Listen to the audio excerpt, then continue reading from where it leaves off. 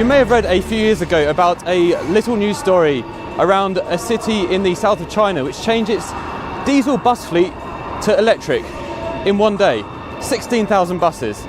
So how do you charge 16,000 buses overnight? Well, we're on the way to find out to the city of Shenzhen. This is a bullet train with beds. We're on our way to Shenzhen.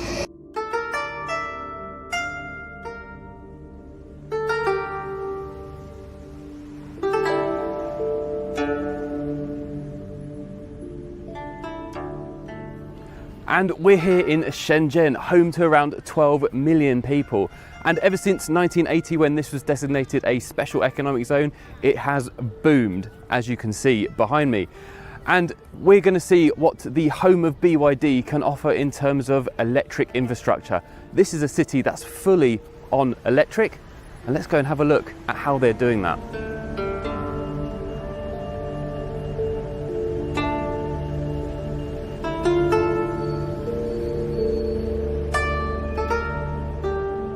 So I'm here in the central hub of Shenzhen Bus Company at their intelligent center. Now this is where they have all of the live data from all of the buses and all of the taxis that are driving around Shenzhen now. And I think you'll agree that this is incredibly impressive. So all of these little dots you see here are actual buses on their routes right now, and they're being tracked across the whole city. And I just want to show you some of the stats that they have up on the screen here.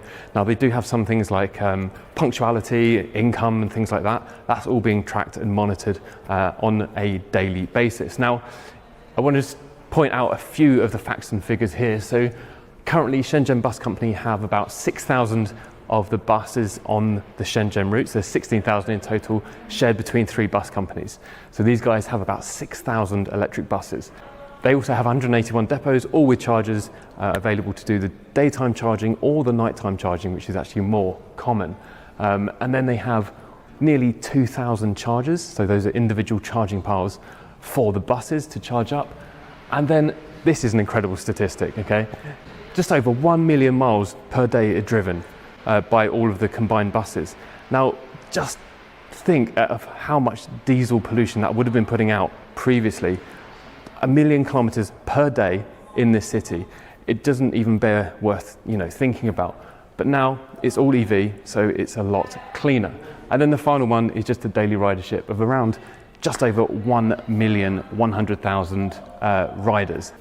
Well, the whole electrification process started in 2008. We started with some hybrid buses first, and then in 2011, Shenzhen held the University Games, and then we introduced the first fully electric bus route, and that was with 100 buses. By 2017, we actually purchased about another 5,000 buses, and we became fully electric in 2017 with 6,000 buses. With the taxi, we started the whole electrification process also back in 2010. We started with setting up a joint venture company with BYD initially, and then gradually we transform our whole entire fleet to electric also.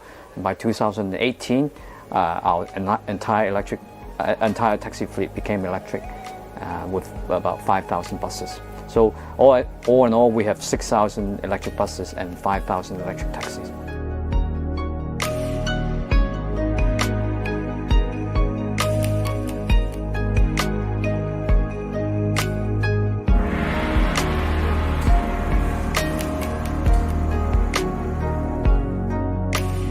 So we're here at one of the smaller depots here in Shenzhen. Now this fits around about 20 buses in it. At the moment, none of them are charging because it's daytime, electricity is very expensive, and they leave all of the charging to nighttime when it's a lot cheaper. Now the buses do around 50% of their battery before they come in and recharge. Now these are mostly BYD buses, and the chargers here are 150 kilowatt hour bus chargers. Interestingly, the drivers can't charge the buses themselves. They have to use an outsourced company to do it for them in terms of health and safety and regulations. So very interesting difference there. And the other thing is that to charge a bus which has around about 250 kilowatt hour battery costs around about 300 RMB to charge a bus full. Now this is very different from the depots in the UK and Europe, smelly, stinky diesel places. I mean, very flash looking buildings here, and just in front is the new double-decker bus they have. This bus has a range of almost 250 kilometers and has a battery capacity of I think 330 kilowatt hours, so huge battery and fairly decent range. Unfortunately, I can't drive this, I don't have a bus license, but let's go and jump into the driving seat and see what it's like to sit in a bus driving seat. Well, I've never done that before, so come on in.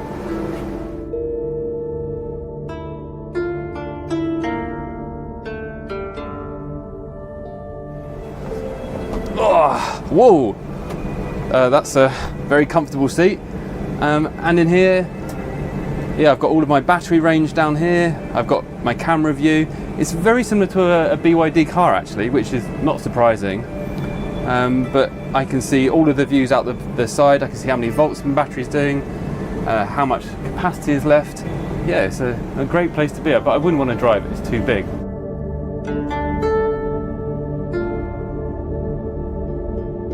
Buying the buses is easy. Yeah, you need a deep pocket.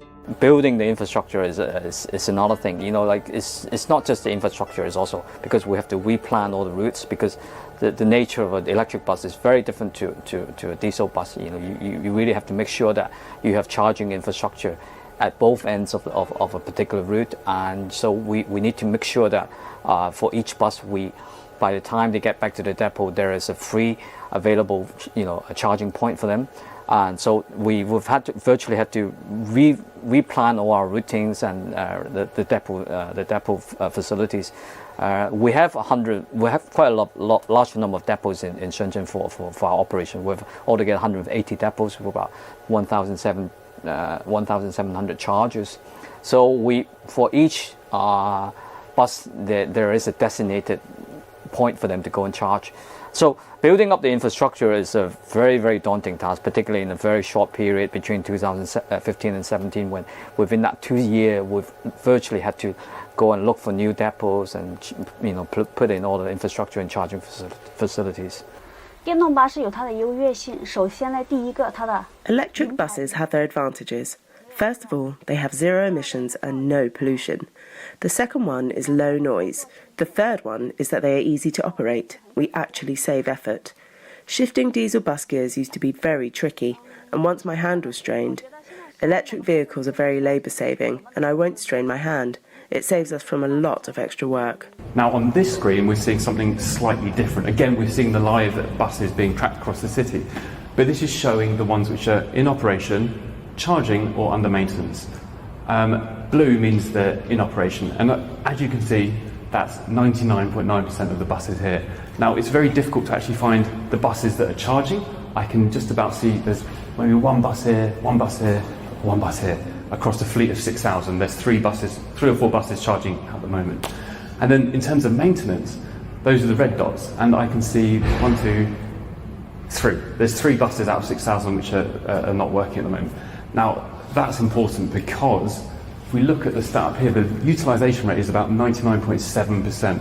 Now with a diesel bus, there weren't statistics on this, but I've been told it's around 90 to 95% vehicle utilisation rate, so actually being on the road, not being maintained and not being broken down. So that's incredible. Now, one last thing is we've actually clicked on this particular bus here, and once we clicked on the bus here, it brings up some live statistics about that bus. And this is the bus, it's the number 218. and it's a BYD K8 model. And it's telling us about the battery capacity, passenger capacity, and just how many kilometres it's done in total, plus when it's had its maintenance and its energy efficiency. So I can click on any one of these buses and get all of this information all in one place. And this is just the buses. We haven't even started on the taxis yet.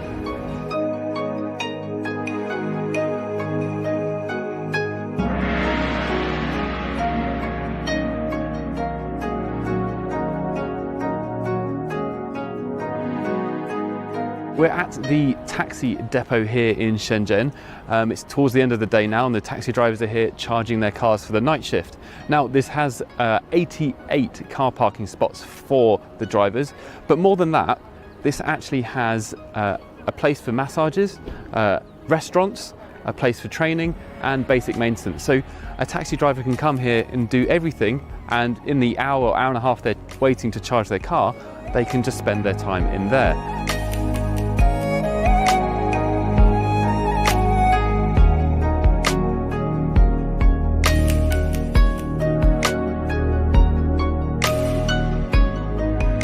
Now we're onto the taxi fleet, and again we're inundated with facts. So 2 facts I want to point out here. This is the number of total kilometres that taxis have driven today, so over 500,000 kilometres just today, and that's over about 39,000 trips so far today, and it's about 2 o'clock in the afternoon. Incredible numbers. The other thing I want to show you, obviously you've got the interactive map here, which we can see all the taxis. Green means there's someone in there, red means there's no one in there, or the other way around, I can't remember. But in terms of safety, all of the taxis in Shenzhen have cameras in them, and this data can all be tracked back to here. So you can actually see live data from the cameras inside the car, so out the window and within the taxi. So something very different from the US and Europe, but it keeps and ensures the safety of the vehicle's occupants here in China.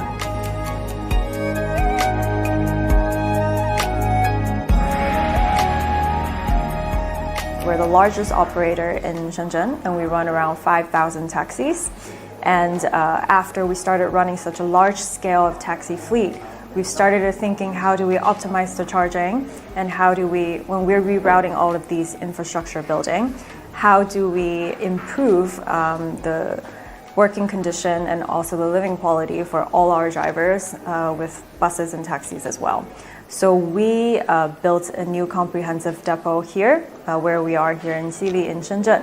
So here you can see, typically when our drivers come in every day, they spend around 2 hours to charge their taxis. And when they're getting a top up for the taxis, how can they make use of this time?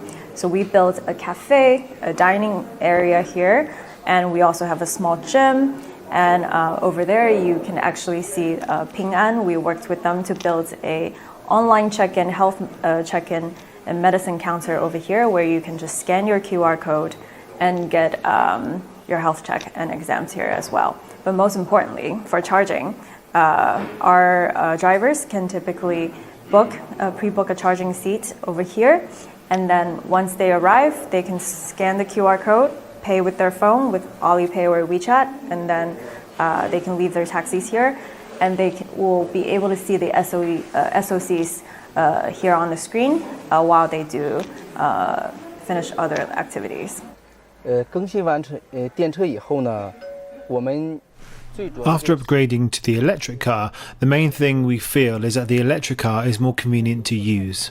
My previous petrol car had a clutch. It is mechanical and takes a little more effort to shift gears. And when we drive this electric car, it is automatic. It has forward gears, reverse gears, and parking gear. It's a little more worry-free and labour saving than when we were driving a petrol car. This is in terms of operation. Besides, petrol cars need to be refuelled. The cost of refuelling is a bit higher. Electric cars use only electricity. Now many charging stations have been built in many places in Shenzhen. It is very convenient, especially for our taxi driver rest stop, like this one, which is large. The service station integrates charging, eating, exercise and fitness. Sometimes the driver can come over to recharge, rest and exercise.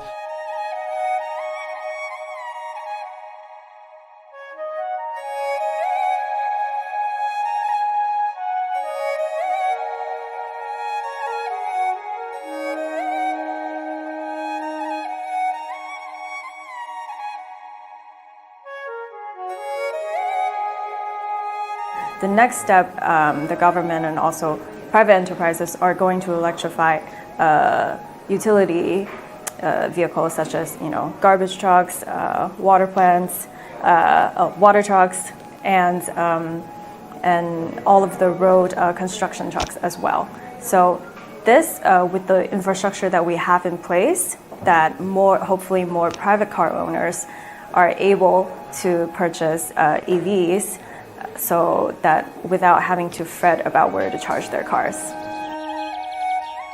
And I think all of us citizens here are really enjoying a better quality of environment, air quality that clean energy brings. The future, I see for Shenzhen certainly that we're shifting towards encouraging people to use public transportation more, and I think it's the same for many cities around the world.